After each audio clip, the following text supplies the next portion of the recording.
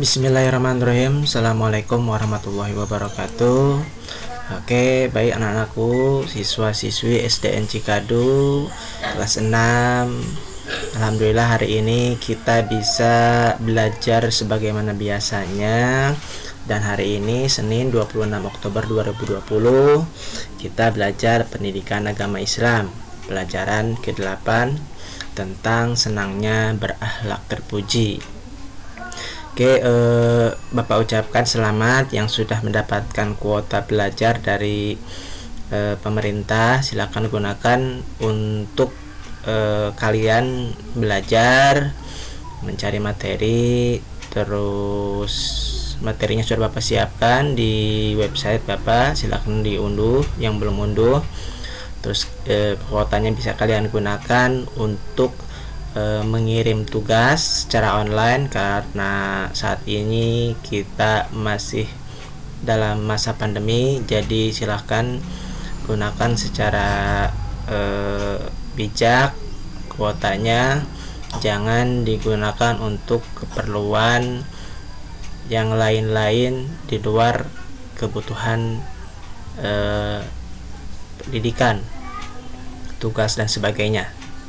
Nah, jadi kuotanya digunakan untuk kalian belajar dan mengikuti pelajaran dari Bapak secara online, termasuk tugas-tugas dari Bapak tolong dikerjakan dan dikirim secara online.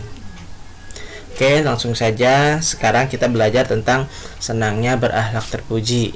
Pelajaran 8 ini halaman 75 ya di buku Bapak. Kalau kalian ada yang belum mendownload, silakan masuk ke website Bapak, http, yang ini alamatnya nih, http://2 asepmulyadi.online. Nanti di sini kalian bisa cari di sini misal ketik saja buku di sini. Di sini ada langsung keluar download buku siswa kelas 6 kurikulum 2013 revisi 2018, klik. Nah, scroll ke bawah. Nah, di sini ada pilihan tema 1, tema 2, tema 3 terus dan yang lainnya. Silakan kalian download. Untuk saat ini masih tema 3. Silakan download, utamakan tema ini. Kalau sudah kalian mau download yang lain untuk belajar di rumah, boleh silahkan. Gitu ya, bisa ya. Oke, senangnya berakhlak terpuji. Di sini kita akan belajar memahami makna berbaik sangka, terus simpati, toleransi, hidup rukun, serta hormat dan patuh kepada orang tua, guru, dan sesama anggota keluarga. Kita juga akan belajar contohnya, contoh berbagi, berbaik sangka, simpati, toleransi, hidup rukun, serta hormat dan patuh kepada orang tua, guru, dan sesama anggota keluarga. Nah, berikutnya kita amati gambar berikut ini. Rina, silakan pinjam buku ini, tapi jaga ya dengan baik. Nah, ini gambar pertama. Berikutnya, ayo kita dorong gerobak kakek ini. Membantu mendorong gerobak pemulung tua dengan senang hati. Nah, berikutnya, sabar ya Mir, aku antar kamu ke tukang urut ya. Ini ada anak yang terjatuh tertimpa musibah, ditolong dengan tulus. Berikutnya, satu keluarga harus rukun dan menghargai aktivitas masing-masing. Oke. Nah, di sini kita akan menyimak tentang cerita. Ini cukup seru nih. Berpikir positif. Nah, berpikir positif. Pada zaman dahulu ada seorang raja yang setiap pergi berburu selalu ditemani oleh seorang sahabatnya yang terkenal akan ketakwaannya. Setiap kali raja menemui sesuatu yang tidak mengenakan, sahabatnya selalu berkata, "Semoga itu baik, insya Allah." Kata-kata ini selalu diulang-ulang pada setiap kejadian yang secara lahir adalah kejadian buruk.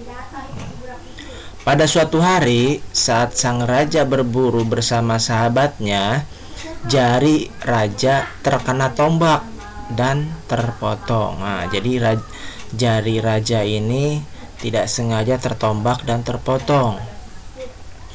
Si sahabat berkata yang ini, "Semoga itu baik, insya Allah."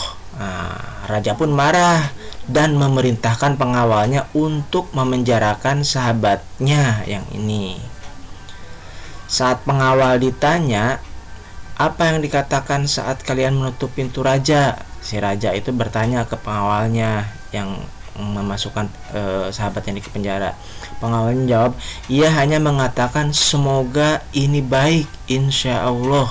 Nah, selalu ya kata-kata itu diulang terus oleh sahabatnya ini. Nih, dia mau masuk penjara, mau apapun, selalu mengatakan semoga itu baik, insya Allah. Nah, dia selalu berpikir positif. Nah, suatu ketika raja pergi berburu lagi tanpa ditemani sahabatnya, karena dia kan sudah masuk penjara. Raja memasukkan temannya yang ini ke dalam penjara gitu, karena tadi sudah dijelaskan jari raja terpotong. Dia hanya mengatakan semoga itu baik, insya Allah. Suatu ketika raja pergi berburu lagi tanpa ditemani sahabatnya. Ia tersesat di hutan. Nah, raja ini sendiri berburu tapi tersesat di hutan karena sendiri. Di hutan tersebut terdapat sekelompok orang yang menyembah berhala. Nah, menyembah patung dan sebagainya ya gitu. Dan setiap tahun mengorbankan orang kepada berhalanya tersebut. Jadi setiap tahun itu orang-orang yang menyembah berhala ini mencari tumbal untuk dikorbankan gitu. Raja pun ditangkap oleh kelompok tersebut. Namun saat diperiksa didapati jari raja tidak lengkap. Nah, raja ini ditangkap oleh segerombolan orang yang menyembah berhala gitu. Ketika diperiksa badannya, tangannya, kakinya, ternyata ditemukan tangannya ini ada yang hilang, ada yang terpotong. Jadi jarinya tidak utuh, bukan 5. Karena sebelumnya raja kena tombak dan jarinya putus atau lepas. Nah, begitu diperiksa oleh orang-orang yang menyembah berhala ini, jarinya tidak utuh. Dan mereka pun menolak mengorbankannya karena untuk korban harus dalam kondisi sempurna. Jadi orang yang akan ditumbalkan itu harus sempurna, jarinya harus ada 10, kakinya harus ada 10, matanya harus ada dan sebagainya. Pokoknya tidak boleh ada yang cacat sedikit pun. Nah, raja ini kan cacat karena jarinya terputus. Kemudian raja dilepaskan dan ia kembali ke istana.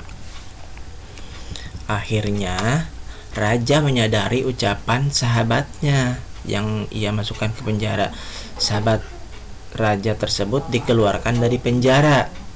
Raja bertanya, "Ketika engkau mengatakan semua itu baik, insya Allah, saat jariku terpotong, aku menyadari bahwa kebaikan itu adalah aku tidak jadi disembelih untuk berhala karena fisikku tidak sempurna.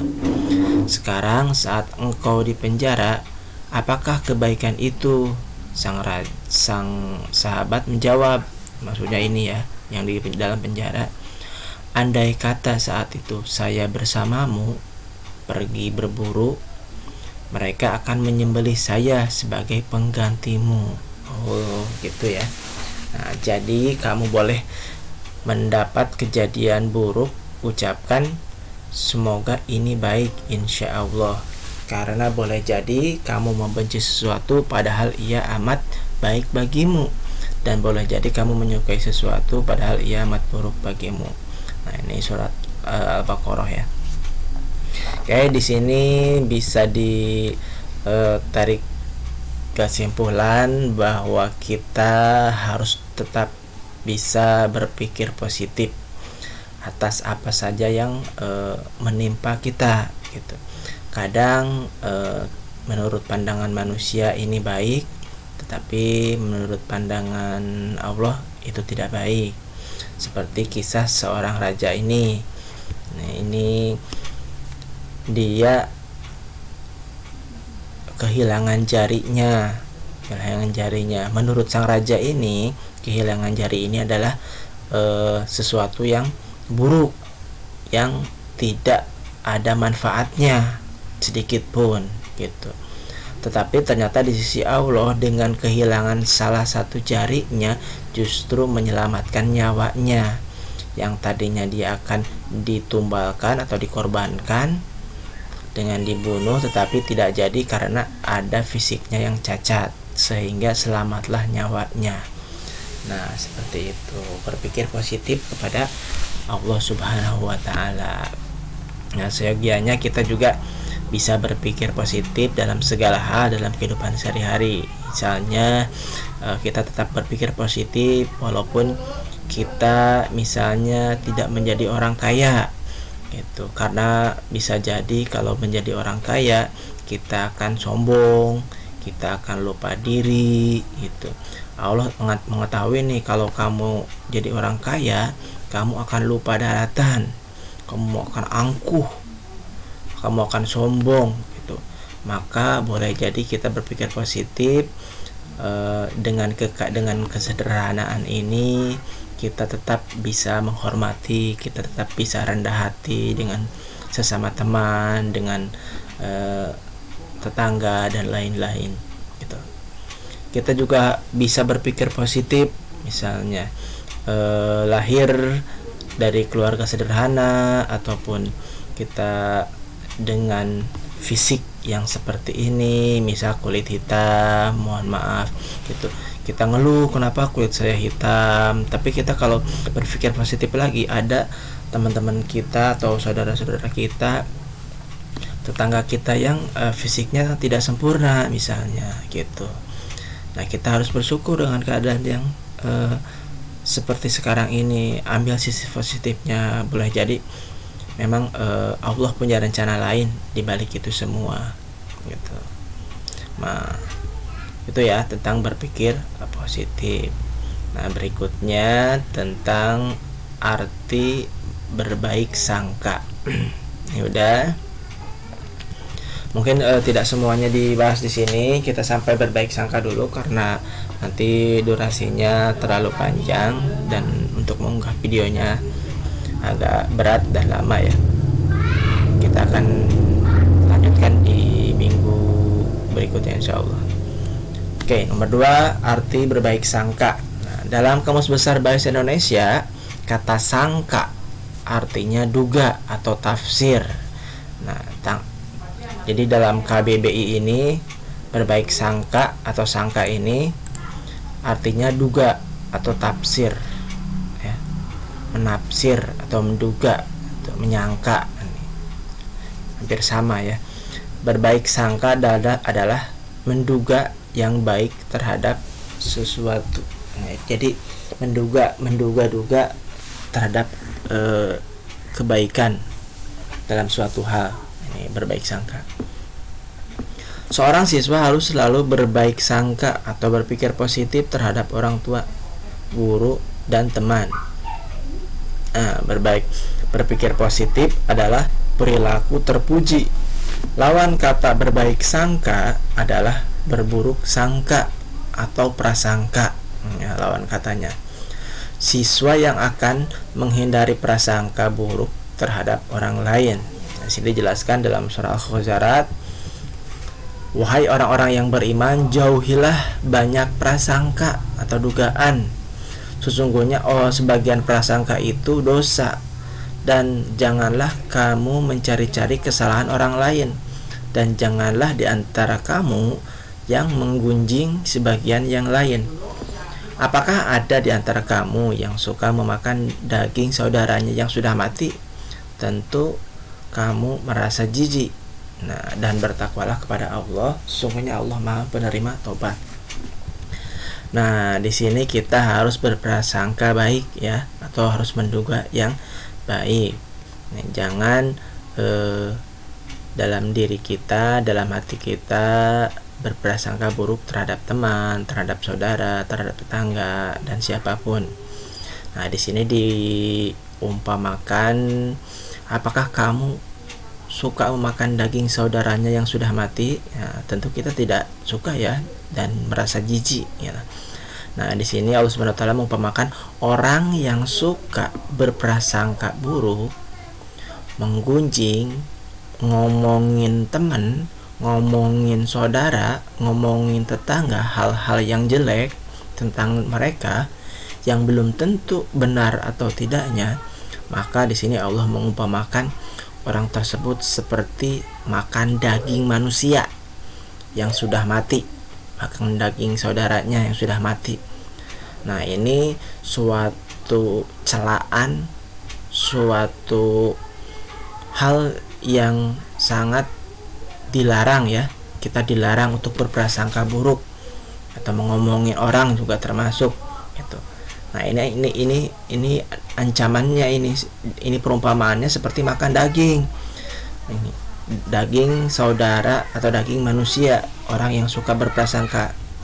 Nah, hati-hati ya untuk kalian yang suka ngobrol, ngomongin teman hal-hal yang buruk, ngomongin tetangga dan lain-lain. Ini hati-hati, ini ancamannya seperti atau dosanya seperti kalian memakan daging saudara yang sudah mati. Berarti sangat jijik dan sangat besar ya dosanya. Nah, ini jangan sampai kita berprasangka buruk, walaupun mungkin orang yang kita omongin itu namanya sesuai dengan apa yang kita omongin, misalnya kebenaran, misal ngomongin orang yang ngomongin tentang kejelekan, emang orangnya memang melakukannya, itu biar jangan kita ikuti, jangan kita dengarkan, tinggalkan teman seperti itu. Jadi kalau ada teman yang menceritakan aib, kekurangan tentang seseorang, kita harus menghindarinya, jangan didengarkan gitu. Kamu tahu nggak, dia tuh gini. Nah, kita jangan dengarkan, jangan oh gitu ya, jangan. Kita maaf, saya nggak mau ngomongin orang, saya nggak mau dengerin kejelekan orang gitu. Dosa ya gitu. Oke. Di dalam surat Al-Huzarat, Allah SWT mengingatkan kita untuk menjauhi prasangka buruk, jangan mencari-cari kesalahan dan kejelekan orang lain, karena apa yang kita sangkakan belum tentu kebenarannya. Nah, itu belum tentu kebenarannya. Di samping itu, kita belum tentu lebih baik dari orang yang kita jelek-jelekan tersebut. Nah, gitu ya. Jadi selain belum tentu kebenarannya, boleh jadi kita belum tentu lebih baik dari orang yang kita omongkan. Nah, ayat-ayat tersebut di atas didukung pula oleh hadis Rasulullah, hati-hati kalian dari prasangka buruk, karena zon atau prasangka buruk itu adalah sedusta-dustanya ucapan, dan janganlah kalian memata-matai. Nah, jangan mencari-cari kesalahan teman, mencari kesalahan tetangga. Nah, itu nggak boleh ya, melihat kekurangan orang lain dengan sengaja dibuntutin dan sebagainya. Dengan demikian, kita tidak menjelek-jelekan teman kita yang ada di sekolah atau di lingkungan rumah. Pikiran kita hendaknya tidak dipenuhi oleh pikiran-pikiran negatif. Sebaiknya kita berpikir positif, jernih, dan mendoakan untuk diri sendiri dan orang lain. Jadi kita jangan disibukkan ngomongin orang, kita jangan disibukkan mencari kesalahan orang lain, kita jangan disibukkan tetangga kita punya barang baru, teman kita punya benda baru bagus, kita jangan mikirin orang punya apa gitu. Itu sudah menjadi rezekinya. Kita harus kembali berpikir positif seperti yang tadi kita bahas gitu. Boleh jadi jadi Allah punya rencana yang indah di belakangnya ya. Boleh jadi itu yang terbaik buat kita gitu. Tetangga misalnya beli mobil, kita merasa iri, terus berpikir jelek, mobilnya sing mogok, mobilnya sing rusak, akhirnya pikiran kita penuh dengan keburukan. Nah, nggak boleh ya gitu. Kalau tetangga kita, teman kita beli handphone baru, oh alhamdulillah selamat ya gitu, yang rajin belajarnya gitu. Jangan HP gitu aja, aku juga bisa beli. Nah, kita yang nggak boleh seperti itu. Dan kita pun kalau diberikan rezeki bisa membeli barang, kita nggak boleh sombong. Nih lihat nih HP baru nih, iPhone misalnya, nggak boleh gitu ya. Karena kesombongan itu selain berdosa dan bisa menghapus amalan-amalan kita, kebaikan-kebaikan kita. Nah, ini contoh berbaik sangka. Ini yang pertama, tanpa curiga Ahmad meminjamkan uang jajan kepada Karim untuk membeli buku misalnya. Terus yang kedua, Kamila menerima peraturan orang tuanya untuk bangun pagi agar bisa salat subuh berjamaah. Nah, ini berpikir positif.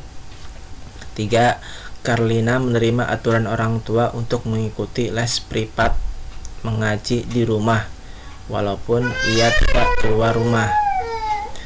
Nah, yang keempat, Herman memahami sahabatnya Zakaria yang tidak ikut piknik ke Taman Mini Indonesia Indah karena ternyata Zakaria harus mengikuti ujian renang. Itu contoh-contohnya. Oke, sampai sini dulu untuk simpati dan ada apa lagi nanti? Simpati dan toleransi kita bahas minggu depan. Nah, silakan kerjakan tugasnya. Nanti tugasnya akan Bapak tulis di website Bapak. Silakan kalian kerjakan dan dikirim online ya. Terima kasih. Kalau ada pertanyaan silakan tulis di kolom komentar. Misal seperti ini, semua postingan Bapak atau semua berita Bapak bisa kalian bertanya ya, komentar di sini. Silakan komentarnya apa, nama kalian tulis siapa, emailnya Bapak contohkan lagi. Kalau belum punya email silakan, misal namanya emailnya namanya Putri, misal di sini Putri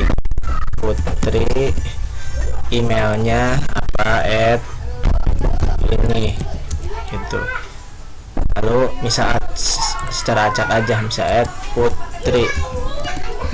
Putri lalu klik kirim kayak gitu. Terima kasih. Assalamualaikum warahmatullahi wabarakatuh.